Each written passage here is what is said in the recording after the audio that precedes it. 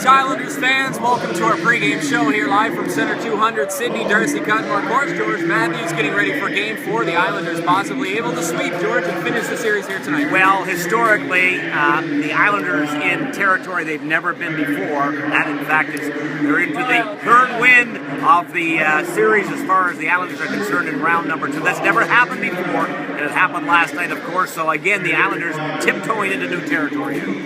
Last night, of course, we've seen it happen here. The Islanders up 3-0 thanks to Daniel Sprong, William Bauer, Dylan Boucher. The Screaming Eagles come storming back, tie the game 3-3, sending it to overtime. Yes, and that was a battle, and for what we've seen in the last 5 games, Darcy, that the Islanders have played, in the third period, this team that plays under confidence and composure seems to be able to work things through in the third period and take it either into overtime or win it into the third period as well. They've had a lot of success in the third period, and in due part, again, to that experience and depth that the organization does have at this particular point. Their last 5 games, 2 against Baie-Comeau, 3 here in the series here, they pulled out wins in the third period or overtime. And of course, we got to talk about the game winner last night. Nicholas Meloche finds Mr. Clutch, Cameron Kiley. All he has to do is tip the puck home. The Islanders 3-0 series lead. The easiest part, of course, I guess for Cameron Kiley, he's in the right place at the right time.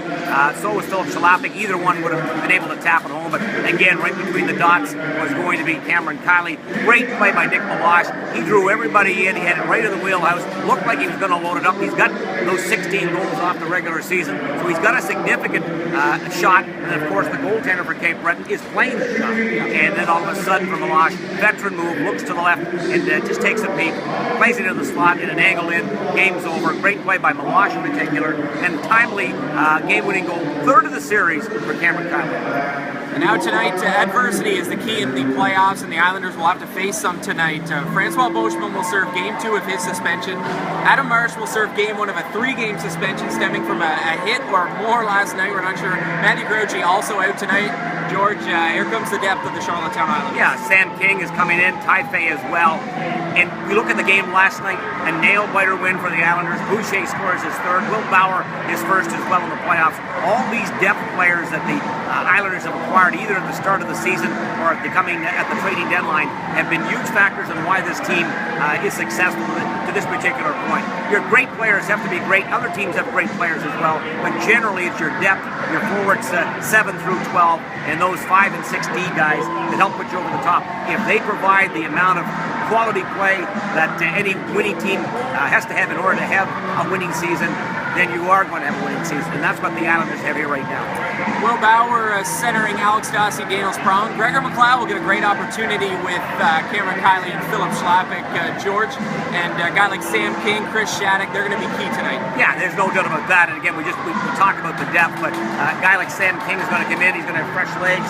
He's going to want to impress Ty Fay as well. We'll play a composed game back there as well, with most of the veterans back there. The Islanders will go with in this game 11 forwards and 7 defensemen, and of course a guy that has become a storyline in the playoffs, unbeaten at 7-0, terrific numbers, goals against and save percentage. That of course is Mark Remendala. For the Screaming Eagles, we'll talk about their goaltending. George, Mandelay's played last night. Now Kyle Jessamine back in goal for the Screaming Eagles. Yeah, both are quality young goaltenders. Jessamine, 17 years of age. Mandelay's is 16 years of age. Big difference in their physical presence in net.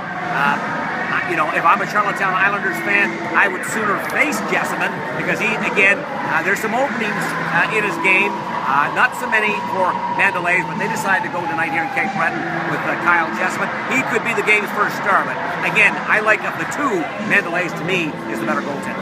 Game 4 tonight here in Sydney, Nova Scotia. The Islanders looking to finish it, a sweep, and advance to the third round of the playoffs for the first time. George, any final notes before puck drop here shortly? No, just looking forward to it. Of course, again, as we said, that the Islanders are treading in territory that, as a major junior franchise, whether it's the Rocket or whether it's the Charlottetown Islanders, they've never, as I just said, won 3 games in the second round. They're at that point right now. They're going to try to clinch here tonight. Nobody wants to extend. We only have to look at what Cape Breton had control off in the opening round. They were up against Gatineau 3-0 before winning in Game 7 in overtime. The Islanders don't want to tread along those lines anymore. They want to win here tonight. They want to get this series over with. Big game tonight. You can listen to George and myself, IslesRadio.com. Updates on Ocean 100 every hour. It's going to be a great night. Follow us on Twitter. We'd love to hear from you if you are following the game tonight. It's a big one. Game 4 live from Sydney for the Charlottetown Islanders. George Matthews and Darcy Cudmore.